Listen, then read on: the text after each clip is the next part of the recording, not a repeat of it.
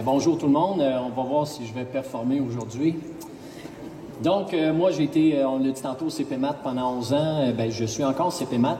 J'ai écrit les programmes au ministère. Si vous êtes content avec la séquence SN, c'est de ma faute.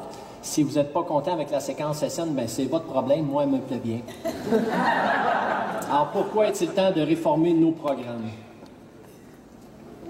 Décrochage scolaire. L'écart entre garçons et filles, le pire au pays. Basé sur le rapport de l'Institut du Québec, le taux de diplomation du secondaire en 5 ans est de 64 % au Québec pour le réseau public. Bon dernier du classement, l'écart avec l'Ontario est de 20 %. De plus, l'écart entre les garçons et les filles est beaucoup plus grand au Québec qu'ailleurs au Canada.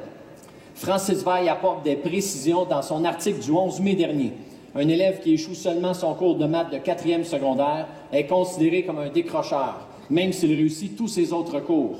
Selon lui, ce retard abyssal n'existe pas. Ce qui existe, ce sont des systèmes d'éducation très différents et qui sont difficiles à comparer. Il mentionne que les élèves du Québec sont nettement plus forts en maths que ceux d'ailleurs au Canada, selon les derniers résultats du programme pan-canadien 2016, rendu public en 2018.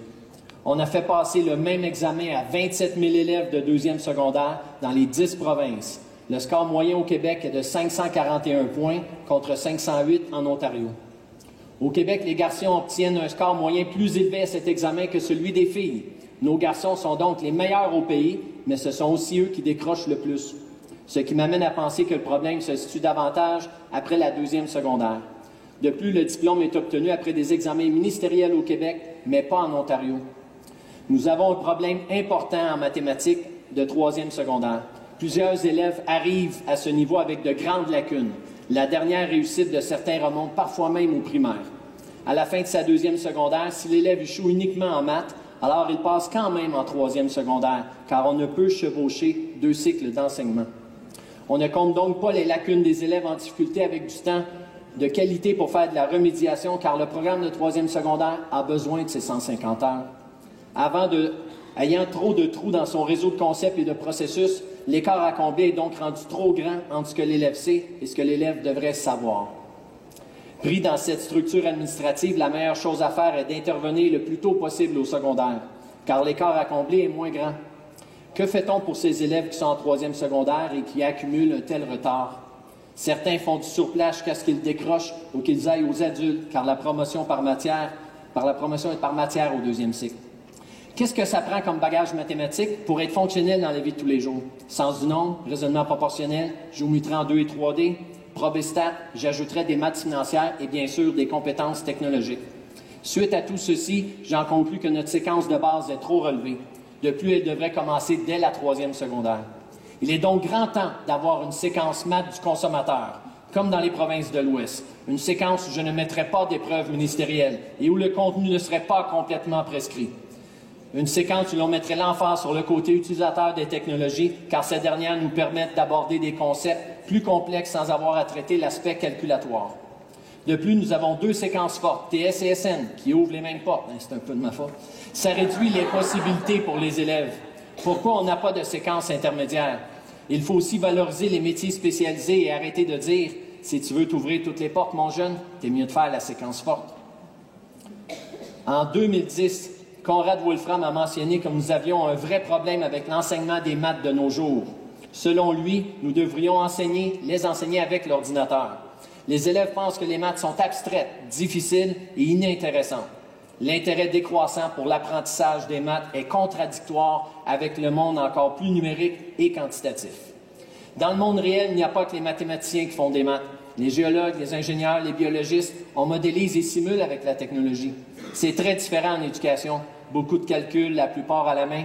Le problème actuel dans l'enseignement des maths n'est pas que les ordinateurs simplifient les choses, mais que nous avons simplifié les problèmes.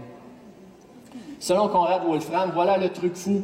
Dans l'enseignement des maths, nous passons près de 80 % du temps à expliquer aux gens comment faire l'étape 3 à la main. Pourtant, c'est la seule étape que les ordinateurs font mieux que les humains.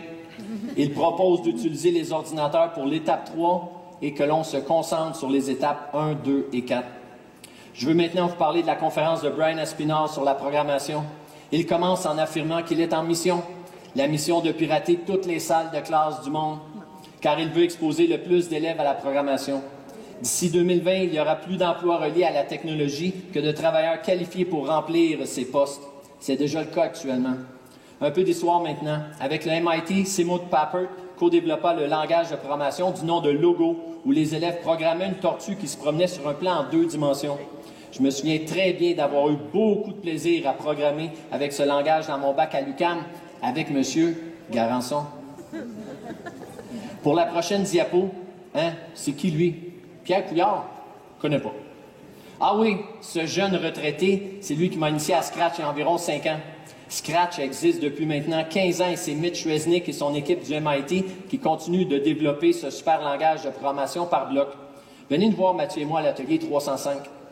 Dans sa conférence, Brian Aspinall mentionne les travaux de Janet Wing, où elle définit la pensée informatique comme étant la pensée critique plus la puissance de l'ordinateur. Cette pensée nous aide effectivement à résoudre des problèmes impossibles à résoudre auparavant. La pensée informatique n'est plus seulement une compétence pour l'informaticien, mais pour tous les humains. Nous pouvons inclure la pensée informatique et la programmation dans nos salles de classe, mais avant, nous devons trouver l'équilibre entre la régurgitation de contenu et l'utilisation de la technologie. Je ne suis pas prêt à enlever tout l'aspect calculatoire de la séquence forte, mais je suis prêt à le remettre en question pour la séquence de base. Les ordinateurs ont transformé l'application des maths dans le monde réel. Est-ce que l'école a suivi? La prochaine réforme sera la plus importante de toute l'histoire, car ce sera celle où on fera entrer les élèves dans l'ère du 21e siècle. Comme le dit Brian Aspinall, il ne s'agit pas de nous. On doit arrêter de vouloir que les élèves soient conformes à notre monde, mais plutôt de les laisser s'exprimer dans le leur. Allez vivre des activités technologiques et de programmation avec vos élèves ou initier un collègue à le faire. Voilà.